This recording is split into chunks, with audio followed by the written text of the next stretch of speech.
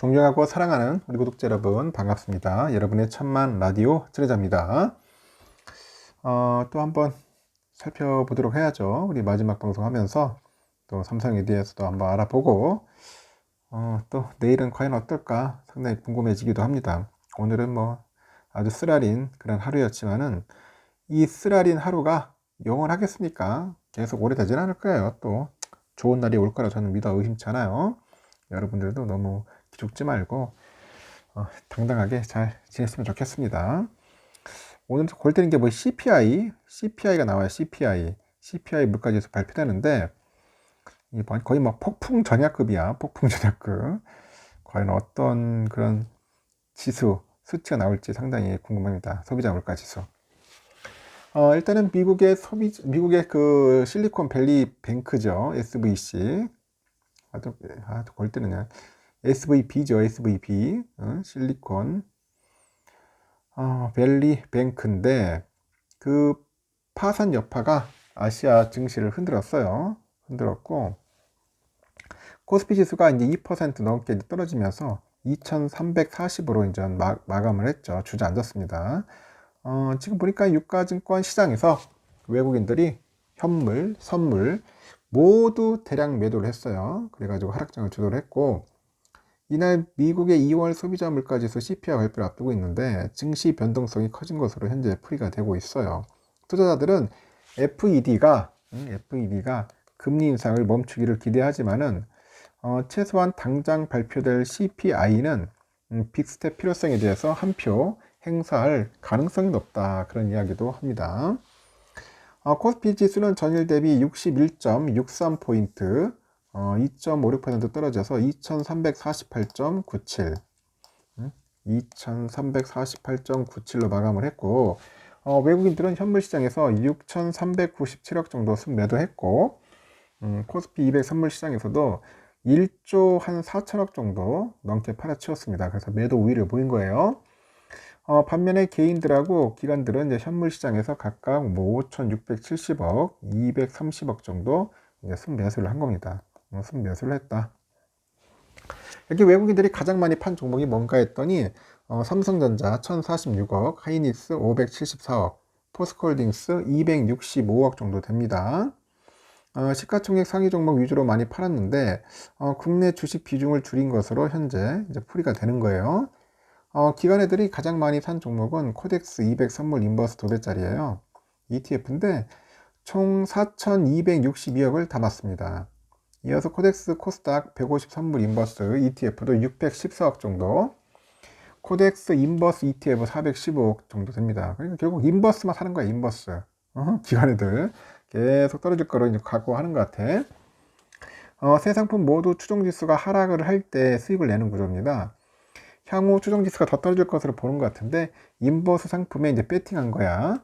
반면에 개미들은 상승장에 배팅을 합니다.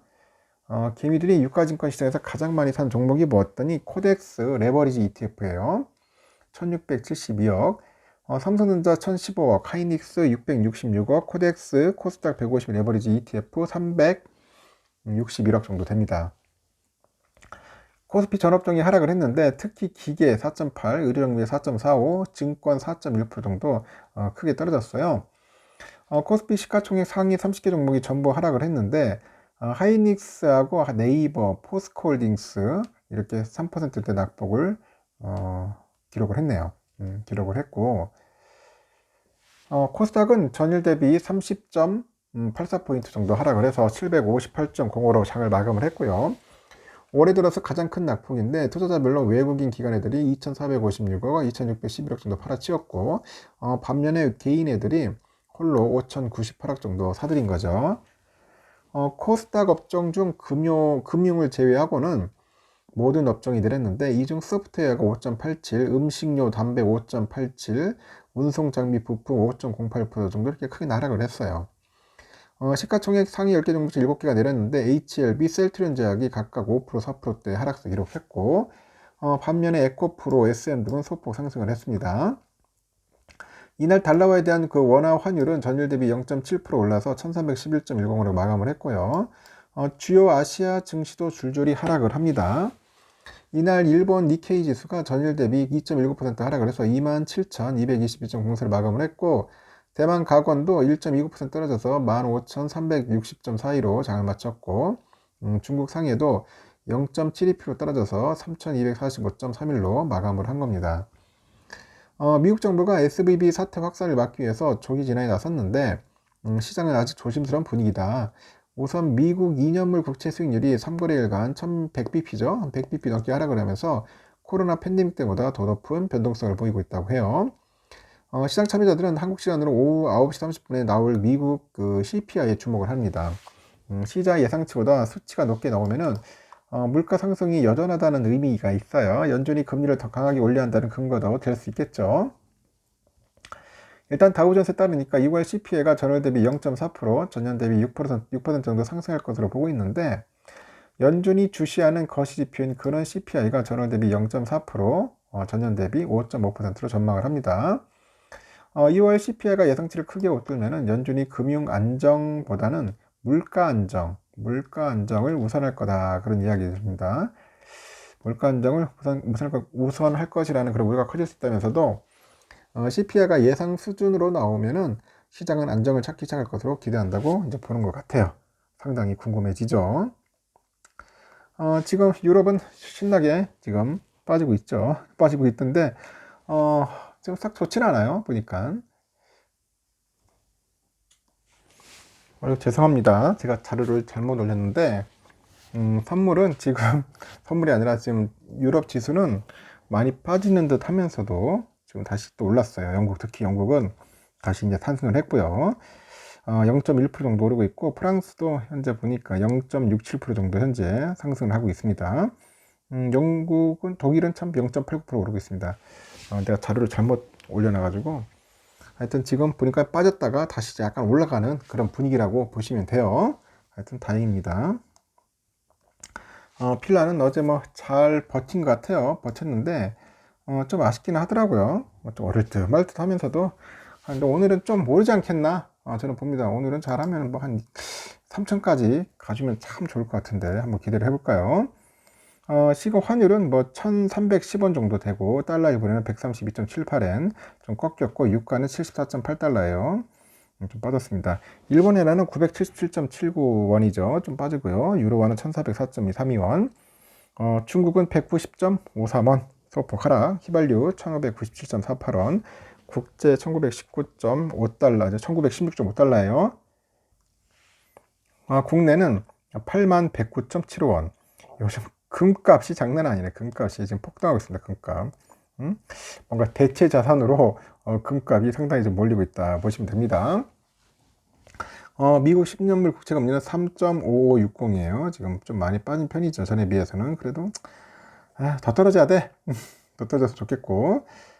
그리고 선물은 지금 좋아요. 흐름이. 현재 다우는 0.64%, 지금 S&P 0.78% 정도 오르고 있고, 나스닥 0.69, 러셀 1.86 이렇게 오르고 있습니다. 많이 빠졌는데 다시 또 오르고 있어요. 독일 0.8, 프랑스 0.74, 영국 0.05, 유로 0.92 오르고 있고, 이탈리아만 빠지네요. 1.3% 정도 이탈리아만 빠지고 있다. 선물은 상당히 좋다. 그렇게 되면 되고, 우리 삼성전자 59,000원 아주 재미없었습니다. 근데 내일은 다시 또 반등을 할 거야.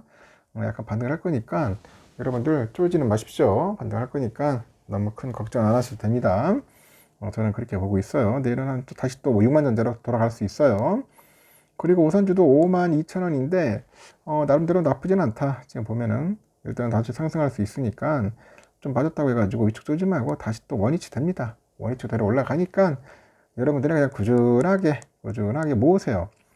솔직히 52,000원 나오니까 굉장히 매력적이네. 사고 싶은데 없어요. 어제 좀 질렀더니 오늘 잔고가 텅텅 비어가지고 그냥 저도 멀뚱멀뚱 쳐다보기만 했습니다. 돈 있으면 매일 사고 싶더라고. 매일 사고 싶은데 그렇지 못습니다. 저는 약간 좀 몰빵하는 기질이 있어서. 그런데 여러분들은 그렇게 하지 마세요. 하시면 안 됩니다. 절대로. 그냥 조금씩 하나씩 모으세요. 한 조씩 모아하는 재미로 해야지 그냥 무턱대고 막 사면 안 됩니다. 절대로. 그리고 장기 투자 아니시면은 아예 삼성전자는 얼씬거리지도 마라. 재미없다. 지금 3년 동안 지금 엄청 재미없잖아. 스트레스 받고 화병 생긴단 말이야. 그래서 삼성전자는 별로 추천하고 싶진 않아요. 단기적으로 별 하시는 분들한테 추천하고 싶지 않으니까 하지 마십시오. 그냥 예적금 넣으시면 됩니다. 장기적으로 하실 분만 하세요. 일단 여기까지 하겠습니다. 편안하게 쉬시고 내일 새벽에 뵙도록 해요. 여러분 굿나잇.